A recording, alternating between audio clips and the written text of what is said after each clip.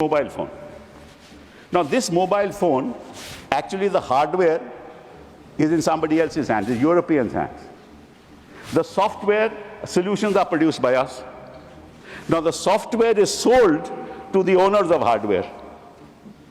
So that software ownership goes to the hardware company. And then that company allows you to use the phone and charges you for the software. That's what it is. They give you a license fee. All right, you're using my phone, you pay this much. This is what is happening. Sir, I was Minister for Telecom. I asked my the telecom industry, what is it in the telecom sector that you manufacture? Nothing. They're service provider. They don't manufacture anything. Your routers, everything is manufactured from abroad.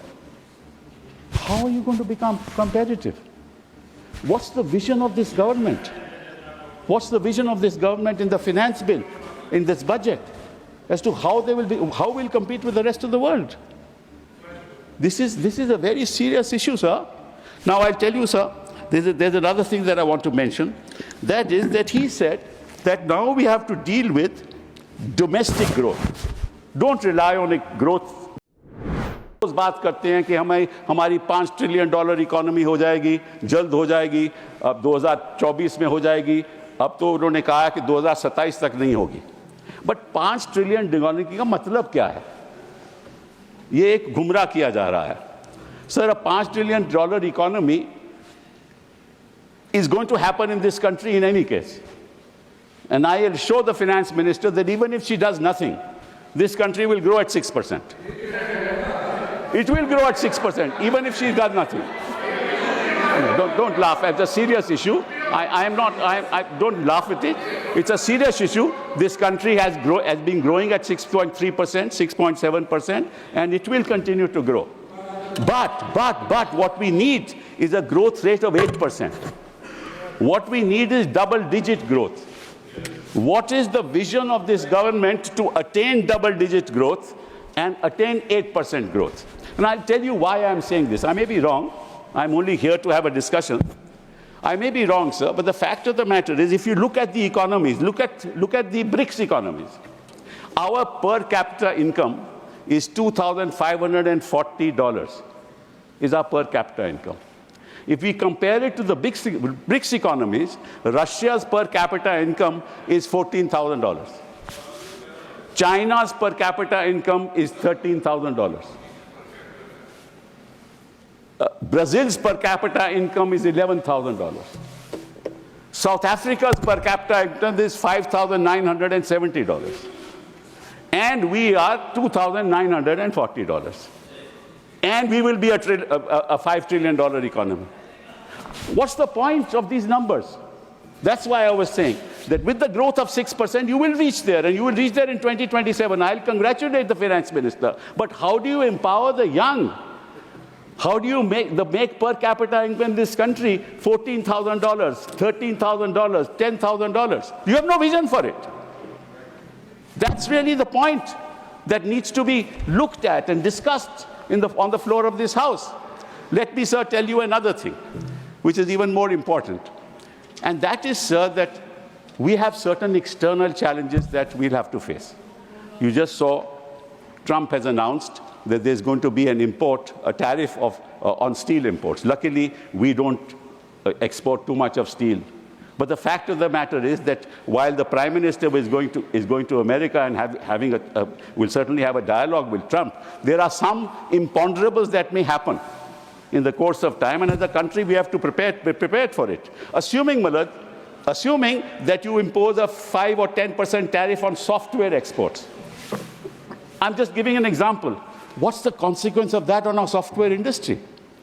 Phenomenal. We'll be non-competitive. How do we deal with that problem? Now, these are the issues that I expected the finance minister to deal with in the course of our budget presentation. But we're talking about allocations today. What did the economic advisor in the survey say, sir? I'll just point that out. He said, roll back regulations. Do you see a bit of that in this budget? No rollback of regulation. He said, get out of the way. But you're coming in the way. You're always in the way. Then he said, change your operating procedures. What are these operating procedures? In India, the operating procedures, I'm not saying this, it's in the economic survey, that a person is proved guilty, is guilty till he is proved innocent. That's what the economic survey says. I don't say it. He said, change that. Change that to what? That a person is innocent till he is proved guilty. Why has the economic advisor said this to you? Because he knows that the kind of principles that you are following, our big industry is running away. Our high net worth individuals are leaving this country because when you proceed against them, you proceed on the basis that you are guilty till you are proved innocent. Yes, yes. That's a very dangerous trend that is happening in this country.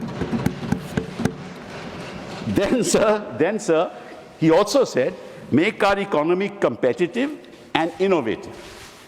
Now, how do you make your economy competitive? If most of your people in this country are involved in agriculture, and you have a dream of making India a manufacturing economy, and you have proclaimed that we'll contribute, the manufacturing economy will contribute 25% of the GDP. The fact of the matter is that whereas it was 16% of the GDP earlier, it has come down to 15%. 12.9%, my learned friend corrects me. In other words, your manufacturing, the GDP has decreased. Now, if you do not become a manufacturing economy, how will you become competitive? And what has the finance minister said about the budget on that? Nothing. How do you become innovative? You only become innovative if you put money into R&D. The money that is put into R&D in US is $650 billion a year. In China, it's $500 billion a year. And what is it in India? $50 billion a year. Unless you invest in R&D, you won't create. Sir, I just want to give you an example. Take this mobile phone. Now, this mobile phone, actually the hardware is in somebody else's hands, the Europeans' hands. The software solutions are produced by us. Now, the software is sold to the owners of hardware.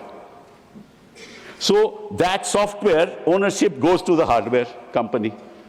And then that company allows you to use the phone and charges you for the software. That's what it is. They give you a license fee. All right, you're using my phone, you pay this much. This is what is happening. Sir, I was Minister for Telecom. I asked my the telecom industry, what is it in the telecom sector that you manufacture? Nothing. They're service provider. They don't manufacture anything. Your routers, everything is manufactured from abroad. How are you going to become competitive? What's the vision of this government? What's the vision of this government in the finance bill, in this budget, as to how we'll compete with the rest of the world? This is a very serious issue, sir. Now, I'll tell you, sir, there's another thing that I want to mention. That is that he said that now we have to deal with domestic growth. Don't rely on growth through your external exports, because you need to give more money into the hands of the people of this country. And on that, sir, I just want to point out very, very interesting data that, in fact, sir, there are about 8.09 crores in this country people who pay income tax. Of those 8.9 crore people, about 4.9 crore actually pay tax, zero tax. And you are left with 3.19 crore people who actually pay tax. So with 140 crore people in this country, 3.19 crore people pay tax. So give me a few minutes more. Few minutes. Just 3.19 crore people pay tax. Please now, of the 3.19 crore, that is 2.2% population of this country. So you can have two inferences on that. एक तो कि कई लोग tax ही नहीं देते, तो पकड़िए फिर उनको, और उनके पास इतना पैसा है ही नहीं कि वो टैक्स दें, तो उनके हाथों में पैसा दीजिए। आपने दोनों चीजें नहीं की। और रियलिटी ये है sir that 50% Thank you. of income group spend of Thank you. income. Thank you, sir. But 2 minutes, just 2 minutes, sir. I'm 1 just- minute, 1 minute. Okay, fine. There's a report of 2023 Oxfam report which says survival of the richest, the India story. What does it say? The bottom 50% of income group spends a higher percentage of their income on indirect taxes than the 40% and the top 10% combined. The bottom 50% of the population at an all India level pays 6 times more indirect taxation as a percentage of income compared to the top 10%. And what do you do? What have you done? You have not given any money to the bottom 50% of the people. So, sir, I'll just conclude now by saying only one thing. Don't sell dreams. Give us a dream. Mr. Chidambaram gave it. Give it to us.